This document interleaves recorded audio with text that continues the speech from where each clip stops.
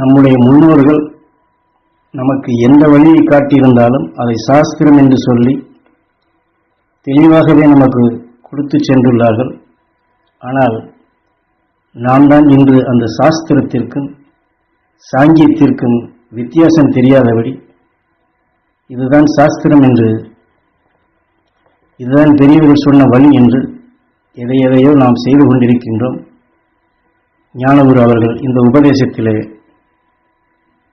அந்த சாஸ்திரப்படி நமக்கு முன்னோர்கள் சொன்ன நல்லவைகளே நமக்கு தெளிவாக்குகின்றார்கள். நாம் இன்று எத்தனை பேருடன் எத்தனை விதமாக பழகுகின்றோம். வியாபாரத்திற்கோ மற்றதற்கோ எத்தனை விஷயங்களுக்காக நாம் வெளியிலே செல்கின்றோம்.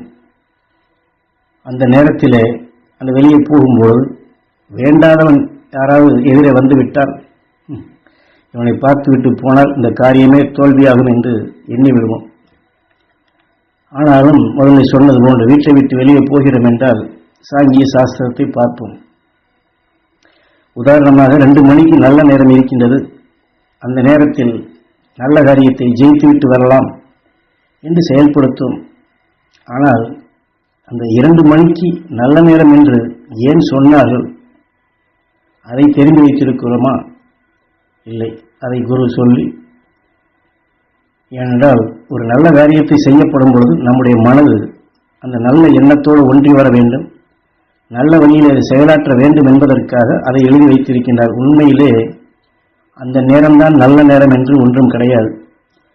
அந்த நல்ல காரியத்தை செய்வதற்கு நீ நல்ல நேரத்தில் இதை சீர்படுத்தி செய்து கொள் என்று மனதை, நம் எண்ணத்தை ஒருநிலைப்படுத்தி நல்லதின்பால் கொண்டு செல்வதற்கு அதை சொல்லியிருக்கின்றார்கள். ஆக அவர்கள் சொன்னபடி அது நல்லதை, அந்த நல்ல நேரத்தை முழுமையாக நினைக்கிறோமா என்றால் இல்லை.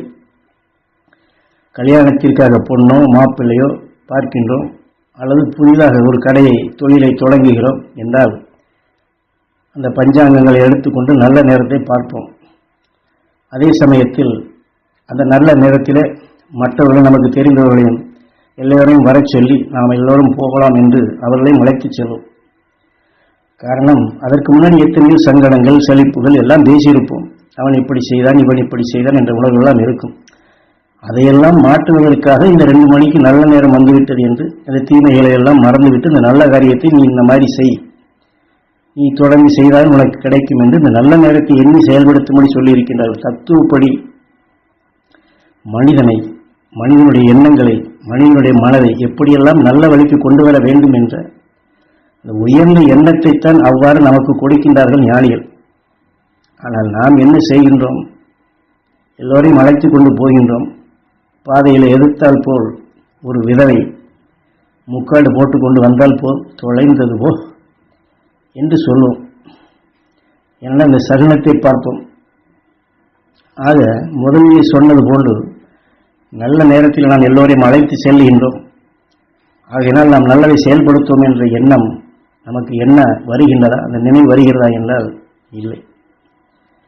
அந்த விதவை முன்னாடி வந்துவிட்டால் நம்மை அறியாதபடி தொலைந்தது போய் என்று அந்த தொலையும் உணர்வை எடுத்துக்கொள்கின்றோம்.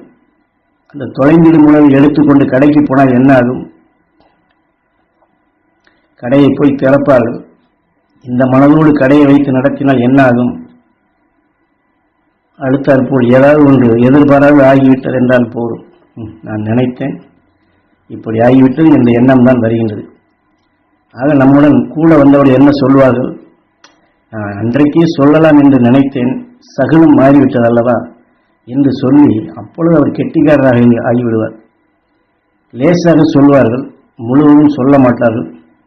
ஏதோ குறுக்கே போனது, பார்த்து செய்யலாம் என்று இந்த நினைவை ஊட்டி விடுவார்கள்.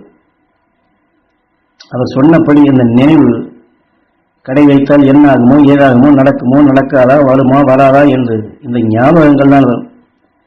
நான் நினைத்தேன் கடையை திறக்கும் பொழுதே இப்படித்தான் இருந்தது, ஆகையினால் இப்பொழுது அதே மாதிரி விரயமாகிறது என்று தொடர்ந்து வரும். ஏனென்றால் நாம் எந்த உணவை எண்ணுகின்றோமோ, வலுவாக அழுத்தமாக பிசிறில்லாமல் எதை எண்ணுகின்றோமோ அந்த உணர்வை உயிர் உருவாக்குகின்றது. அதைத்தான் ஆட்சி புரிய வைக்கின்றது, நம்மை ஆளுகின்றது என்பதை நாம் மறந்துவிட்டோம்.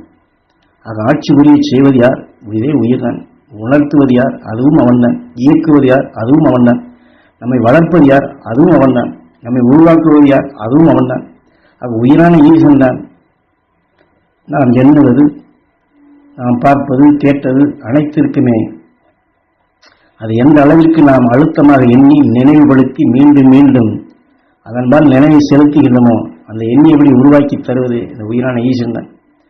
ஆக ஞானிகள் காட்டிய சாஸ்திரப்படி அது உண்மை. ஆக நல்ல நேரத்தில் நாம் கடையை திறக்கப் போகின்றோம் என்று அந்த நினைவை அழுத்தமாக வைத்துக் கொண்டு விதவை வந்தால் என்ன, பூனை வந்தால் என்ன, வேறு எது வந்தால் என்ன, நான் நல்ல நேரத்தில் திறக்கப் போகின்றேன், துருவ நட்சத்திரத்தின் உணர்வை நான் பெறுவேன், எல்லாமே நல்லதாகும் என்ற எண்ணத்தை வலுப்படுத்திக் கொண்டால் அங்கே நல்லது நிச்சயம் நடக்கும். ஏனால் துருவ நட்சத்திரத்தை மகரிஷிகளை ஞானிகளை எண்ணும் பொழுதெல்லாம் அது நல்ல நேரம்தான்.